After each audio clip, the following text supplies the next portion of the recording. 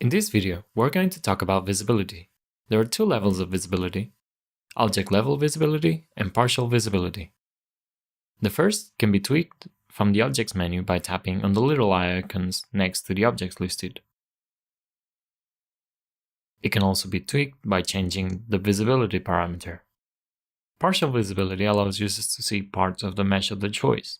This can speed up viewport drawing and can help focus on certain areas of a mesh or give access to hard-to-reach areas. It can be triggered by pressing the masking and the smooth shortcuts and starting a drag outside of the mesh. A lasso tool will appear.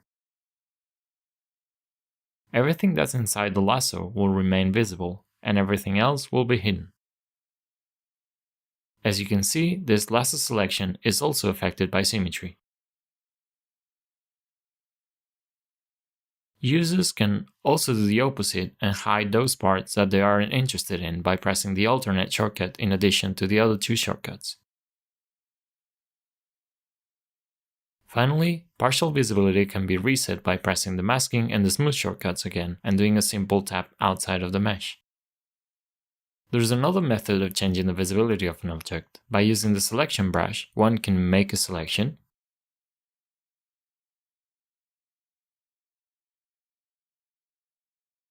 and play with the selection, like so, and use any of the visibility buttons.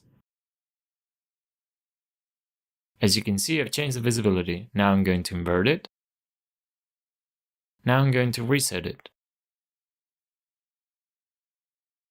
As we've seen, there are two methods of changing the visibility. The first one is really quick to trigger. The second one, while not as quick, allows for further precision, in some cases since selections can be grown, and that can be useful.